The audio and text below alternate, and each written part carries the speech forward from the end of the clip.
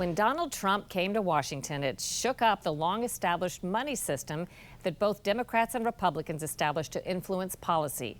Traditional lobbying routes were disrupted. Luke Mullens of Washingtonian magazine finds lobbyists have invented fascinating new high-tech ways to reach the president and his circle. The basic issue is that when Trump was elected, all of the typical channels that would have been available to most presidents, like a Jeb Bush, he would have had people on his campaign that were familiar with folks on K Street. Lobbyists. Right, lobbyists. So they would have had sort of some more traditional access channels. That wasn't the case with the Trump administration. There was an urgency to get to him.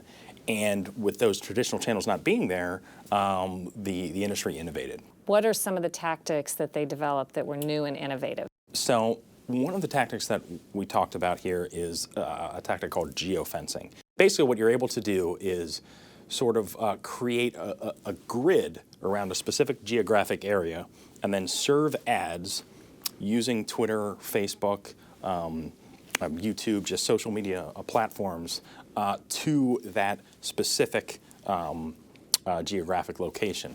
Why would somebody or an industry want to target particular ads to a geographic location and the people there? If you don't have a way to get a meeting with that person, this is one way to do it. Now, one of the reasons that this was used more is because of Trump's sort of media consumption habits, and there was obviously he does use Twitter, and there was a feeling in the industry that, hey, this is a medium that we can reach out to him. Would an example be that if he is in a Trump building and we know the president is in there, that industry interests are able to deliver ads to everybody around him in the building? Exactly, that's how it works. So you can geofence the White House, which is geofenced all the time. Congress is constantly geofenced. What was different here was that the industry was targeting ads specifically designed for Trump himself, and you're going to capture other people around him. But the idea was to get directly to him, and that's something we didn't see in previous eras.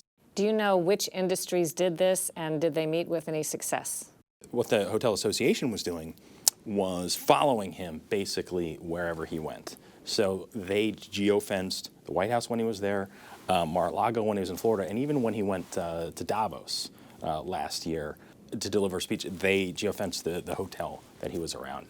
And again, and they also cut an ad that used his own language from the speech in Davos to try to get his attention. They were able to do it really, really quickly.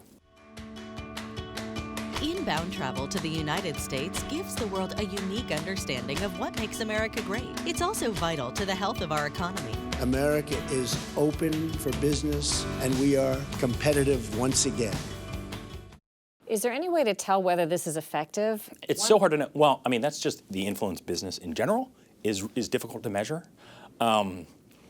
This particular tactic, I think, is most effective when it's used in conjunction with other efforts. You wouldn't just run a geofencing campaign. You would use it to bolster other sort of traditional lobbying and other efforts. The big takeaway is that this is a fundamental tool in the toolbook for influencing people in Washington. And what's different about what's happening now is it's all sort of being centered on Trump. And the idea is to reach Trump, who's known in the industry as the audience of one, sort of through his media consumption habits.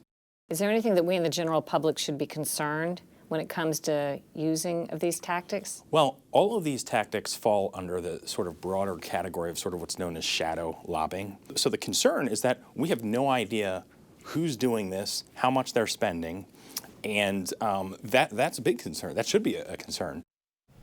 And Mullens is investigating even more high-tech ways that lobbyists plan to narrowcast their messages to Washington's power players in a way that happens outside normal disclosure and oversight.